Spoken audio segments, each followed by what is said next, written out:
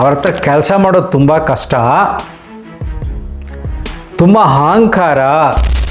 Doctor CJ Roy ಬಗ್ಗೆ ಅವರ ಸಾವಿನ ಸುತ್ತ ಅನುಮಾನಗಳ ಹುತ್ತಗಳಿದೆ.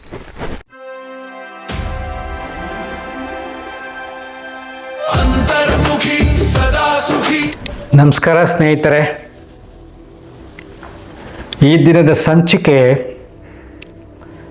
ಡಾಕ್ಟರ್ CJ ರಾಯ್ ಬಗ್ಗೆ ಅವರ ಸಾವಿನ ಸುತ್ತ ಅನುಮಾನಗಳ ಹುತ್ತಗಳಿದೆ. ಅದ್ರ ಬಗ್ಗೆ ಆಲ್ರೆಡಿ SIT ರಚನೆ ಮಾಡಿದ್ದಾರೆ ಸರ್ಕಾರ. ಈ ವಿಷಯನ ನೂರಾರು TV ಚಾನಲ್ಗಳಲ್ಲಿ ನೋಡಿರ್ತೀರ ನೀವು,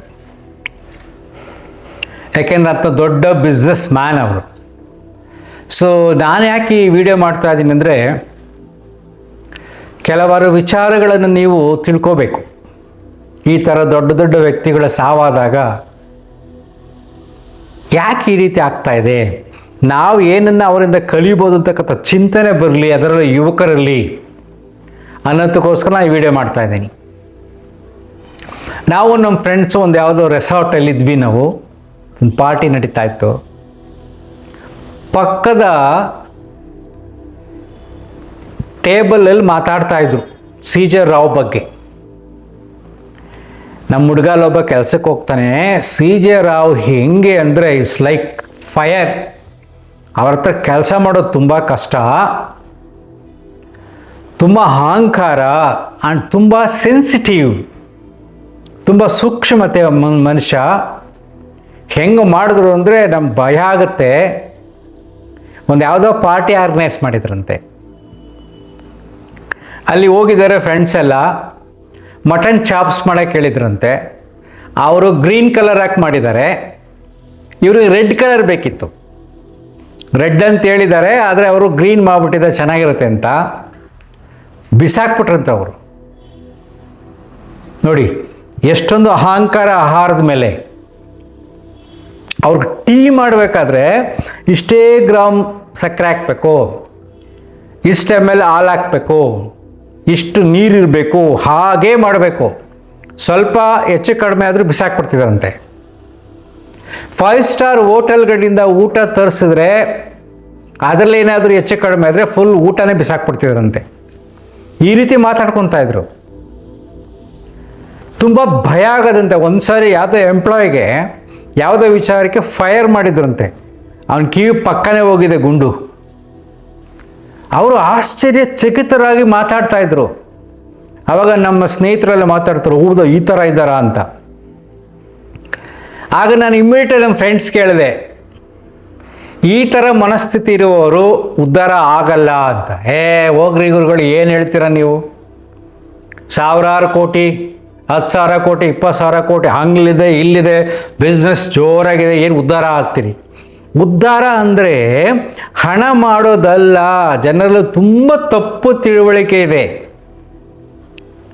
ಹಣ ಮಾಡಿ ದೊಡ್ಡ ದೊಡ್ಡ ಮನೆಗಳು ಕಟ್ಟಿ ದೊಡ್ಡ ದೊಡ್ಡ 100 ಎಕರೆ ತಗೊಳ್ಳೋದು, ದೊಡ್ಡ ದೊಡ್ಡ ಕಾರ್ ಇಟ್ಕೊಳ್ಳೋದು ಶ್ರೀಮಂತಿಕೆ ಅಲ್ಲ.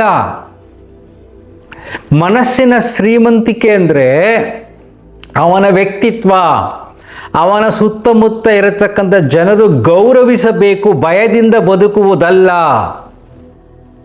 ಗೌರವದಿಂದ ಪ್ರೀತಿ ಬರಬೇಕು, ಪ್ರೀತಿಯಿಂದ ಕೆಲಸ ಮಾಡಬೇಕು. ಅವನು ಲೀಡರ್. ಭಯದಿಂದ ಕೆಲಸ ಮಾಡುವುದಲ್ಲ. ಓಕೆ, ಶಿಸ್ತಿರಬೇಕು, ಆ ಶಿಸ್ತಿನಲ್ಲಿ ಪ್ರೀತಿ ಇರಬೇಕು. ಯಾರು ಆಹಾರದ ಬಗ್ಗೆ ಅತಿಯಾಗಿ ಆಡ್ತಾರೋ, ಆಹಾರವನ್ನು ನೆಗ್ಲೆಕ್ಟ್ ಮಾಡ್ತಾರೋ, ಆಹಾರದ ಮೇಲೆ ದುರಂಕಾರ ತೋರಿಸ್ತಾರೋ ಅವರಿಗೆ ಅವರೇ ಅಪಮಾನ ಮಾಡಿಕೊಂಡಂತೆ. ಇದು ಚಿಂತನೆ ಮಾಡಿ. ಯಾಕೆಂದರೆ ಈ ದೇಹವನ್ನು ನಾವು ಅನ್ನಮಯ ಕೋಶ ಅಂತ ಕರಿತೀವಿ. ಅನ್ನದಿಂದ ಆಗಿರತಕ್ಕಂಥ ಈ ದೇಹವೇ ತುಂಬ ಮುಖ್ಯ. ಈ ದೇಹ ಕೂಡ ಶಾಶ್ವತ ಅಲ್ಲ. ಅಂಥ ದೇಹದಲ್ಲಿ ನಾನಿದ್ದೀನಿ ಅನ್ನುವಾಗ ಮನಸ್ಸು ಹೇಗಿರಬೇಕು, ಬುದ್ಧಿ ಹೇಗಿರಬೇಕು, ಆನಂದ ಹೇಗಿರಬೇಕು, ಅನ್ನಮಯ ಕೋಶ, ಪ್ರಾಣಮಯ ಕೋಶ, ಮನೋಮಯ ಕೋಶ, ವಿಜ್ಞಾನಮಯ ಕೋಶ, ಆನಂದಮಯ ಕೋಶ ಅಂತ ನಾವು ಯೋಗದಲ್ಲಿ ಎಕ್ಸ್ಪ್ಲೈನ್ ಮಾಡ್ತೀವಲ್ಲ, ಮೊದಲದೇ ಅನ್ನಮಯ ಕೋಶ. ಯಾರು ಆಹಾರದ ಬಗ್ಗೆ ಅಹಂಕಾರ ತೋರಿಸ್ತಾರೋ ಈ ದೇಹಕ್ಕೆ ತೊಂದರೆ, ಅವನತಿ ಗ್ಯಾರಂಟಿ.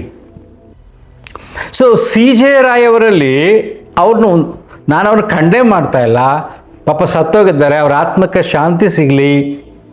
ಒಂದು ಉದಾಹರಣೆಯಾಗಿ ಜನರ ಮನಸ್ಸಿನ ಒಂದು ಅವೇರ್ನೆಸ್ ಕ್ರಿಯೇಟ್ ಆಗಿದೆ ಟಿ ವಿಯಿಂದ. ನೀವು ನಮ್ಮ ಹ್ಯಾಪಿ ಲೈಫ್ ಯೂಟ್ಯೂಬ್ ಚಾನಲ್ ನೋಡೋರು ಗಮನಿಸಿ, ಚಿಂತನೆ ಮಾಡಿ, ಆಗ ನಿಮ್ಮಲ್ಲಿ ಕೆಲವಾರು ಪರಿವರ್ತನೆಗಳಾಗತ್ತೆ. ಅವರು ಕಷ್ಟಪಟ್ಟು ಸಡನ್ನಾಗಿ ಶ್ರೀಮಂತರಲ್ಲ, ಕಷ್ಟಪಟ್ಟು ರಿಯಲ್ ಎಸ್ಟೇಟಲ್ಲಿ ವ್ಯಾಪಾರಗಳನ್ನು ಮಾಡಿ ಮುಂದೆ ಬಂದಿದ್ದಾರೆ. ಸುಮ್ಗೆ ಯಾರಿಗೂ ಹಣ ಬರಲ್ಲ, ದಟ್ಸ್ ಗ್ರೇಟ್. ಆದರೆ ಶ್ರೀಮಂತಿಕೆಯಲ್ಲಿ ತೋರಿಕೆ ಜಾಸ್ತಿ ಆಯಿತು. ನೀವು ಇದನ್ನು ಗಮನಿಸಿ, ತೋರಿಕೆ. 12 ರೋಲ್ಸ್ ರಾಯ್ಸ್ ಕಾರುಗಳ ಅವಶ್ಯಕತೆ ಇಲ್ಲ, ಅಲ್ಲಿ ಅಹಂಕಾರ ಮತ್ತು ತೋರಿಕೆ ಬಂತು. ಓಕೆ, ನೀವು ಶ್ರೀಮಂತರಾಗಿದೆಯಾ, ಒಂದು ರೋಲ್ಸ್ ರಾಯ್ಸ್ ಕಾರ್ ಇಟ್ಕೊಳ್ಳಿ, ಅಥವಾ ಹೆಂಡತಿ ಮಕ್ಕಳಿಗೆ ಇನ್ನೊಂದು ಇಟ್ಕೊಳ್ಳಿ, 2 ಸಾಕು. 12ರ ಅವಶ್ಯಕತೆ ಇಲ್ಲ. ಹಣ ಇದೆ ಅಂದ್ಬಿಟ್ಟು ಎಲ್ಲ ಕಾರುಗಳು ತಂದು ಅಲ್ಲಿ ಇಟ್ಕೊಳ್ಳೋದು ಅವಶ್ಯಕತೆ ಇಲ್ಲ. ಅಲ್ಲೇ ಅಹಂಕಾರ ಬಂತು. ಸತ್ಯದ ಅರಿವಿಲ್ಲ, ಜೀವನದ ಅರಿವಿಲ್ಲ, ದೇಶದ ಬಗ್ಗೆ ಅಭಿಮಾನ ಇಲ್ಲ. ನಮ್ಮ ದೇಶದಲ್ಲಿ ಎಷ್ಟೊಂದು ಜನ ಬಡತನದಿಂದ ಬಳಲ್ತಾ ಇದ್ದಾರೆ, ಬಡವರು ತುಂಬಿದ್ದಾರೆ. ಸೊ ನಾನು ಚೆನ್ನಾಗಿ ಸಂಪಾದನೆ ಮಾಡಿದ್ದೀನಿ, ನನಗೆ 1 ಕಾರ್ ಸಾಕು, ಇನ್ನು 10 ಕಾರ್ ಆಗತಕ್ಕಂಥ ಬಂಡವಾಳವನ್ನು ಇನ್ನೊಂದು ಇಂಡಸ್ಟ್ರಿ ಮಾಡಿದ್ರೆ 100 ಜನಕ್ಕೆ ಕೆಲಸ ಸಿಗುತ್ತೆ, ಅಲ್ಲೇ ಹಣನೂ ಬರುತ್ತೆ. ಸೊ ನಾನೂ ಚೆನ್ನಾಗಿರಬೇಕು, ಬೇರೆಯವರನ್ನು ಸಲಹಬೇಕು, ಆ ಸಲಹುವುದರಿಂದ ಹಣ ಬರುತ್ತೆ, ತೊಂದರೆ ಏನಿಲ್ಲ. ಆದರೆ ಸುಮ್ಮನೆ ತೋರಿಕೆಗೆ, ಲೆಕ್ಸುರಿಗೆ, ಟು ಸ್ಯಾಟಿಸ್ಫೈ ದ ಈಗೋ, ಅಹಂಕಾರವನ್ನು ತೃಪ್ತಿಪಡಿಸಲು ಇವರು ನಾನಾ ತೋರಿಕೆಯಲ್ಲಿ ಲೆಕ್ಸುರಿ ಜೀವನ ಮಾಡಿದ್ರು. ಯಾವಾಗ ಮನಸ್ಸು ಅಹಂಕಾರದಲ್ಲಿರುತ್ತೋ, ಮನಸ್ಸು ತೋರಿಕೆಯಲ್ಲಿರುತ್ತೋ, ಆಗ ಮನಸ್ಸು, ಬುದ್ಧಿ ತಪ್ಪು ನಿರ್ಧಾರವನ್ನು ತಗೊಳುತ್ತೆ. ಆಗೇನು ಮಾಡ್ತಾರೆ, ಲಕ್ಸುರಿಗೋಸ್ಕರ, ಪವರ್ಗೋಸ್ಕರ ರಾಜಕಾರಣಿಗಳ ಸಹವಾಸ ಮಾಡ್ತಾರೆ. ಸೊ 90% ರಾಜಕಾರಣಿಗಳು 90% ಆತ್ಮಸಾಕ್ಷ್ಯ ವಿರುದ್ಧವಾಗಿ ನಡೆದುಕೊಂಡು ಜೀವನವನ್ನು ಸಾಗಿಸುತ್ತಿರುತ್ತಾರೆ.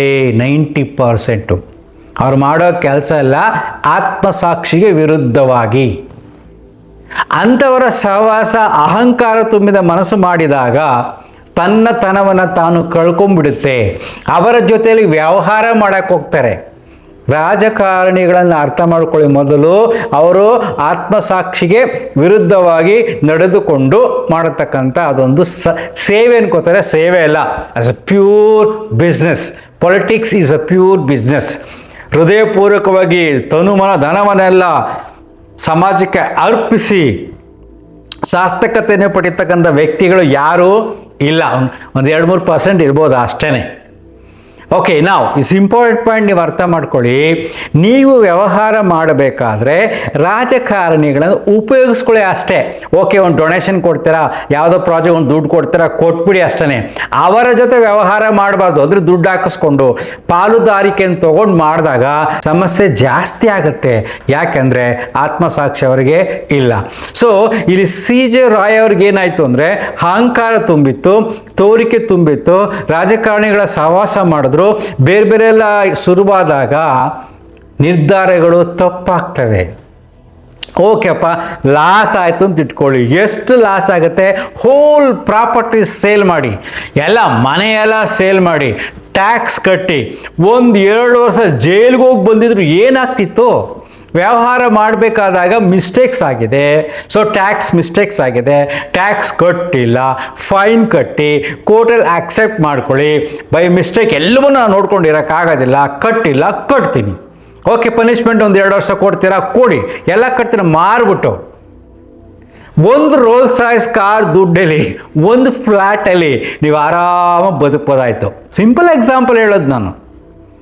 ಬದುಕನ್ನು ಕಳ್ಕೊಳ್ಳೋದು ಯಾವಾಗ ಅಂದರೆ ಆತ್ಮಹತ್ಯೆ ಮಾಡ್ಕೊಳ್ಳೋನು ಕೂಡ ಅಹಂಕಾರಿ, ಅಜ್ಞಾನಿ. ನೀವಂತೀರಿ ಅವನು ಬುದ್ಧಿವಂತ, ಶ್ರೀಮಂತಿಕೆ. ಯಾಕಪ್ಪ, ಎಲ್ಲಿದೆ ಶ್ರೀಮಂತಿಕೆ? ಶ್ರೀಮಂತವಾದ ಮನಸ್ಸು ಯೋಚನೆ ಮಾಡುತ್ತೆ, ಎಲ್ಲದಕ್ಕೂ ನಾನು ಸಿದ್ಧನಾಗಿದ್ದೀನಿ. ಈ ದೇಹ, ಈ ಮನಸ್ಸು, ಈ ಬುದ್ಧಿ ಇರುವವರೆಗೂ ನಾನು ಈ ಸೃಷ್ಟಿಗೆ ಸೇವೆ ಮಾಡ್ತಾ ಇರ್ತೀನಿ. ಆತ್ಮಹತ್ಯೆ ಮಹಾಪಾಪ, ಜೊತೆಗೆ ಮಹಾ ದುರಹಂಕಾರ. ಶ್ರೀಮಂತರಿಗೆ ದುರಹಂಕಾರ, ಯಾಕೆಂದರೆ ಅರ್ಥವೇ ಆಗಿಲ್ಲ ಜೀವನ. ನಾನು ಯೋಚನೆ ಮಾಡೋದೇ ಸರಿನೂ ಅಹಂಕಾರಿ. ಸೊ ಹಣ ಬಂದಾಗ ಅಹಂಕಾರ ಬರಬಾರ್ದು, ಅಹಂಕಾರದ ಜೊತೆಯಲ್ಲಿ ತೋರಿಕೆ ಇರಬಾರ್ದು.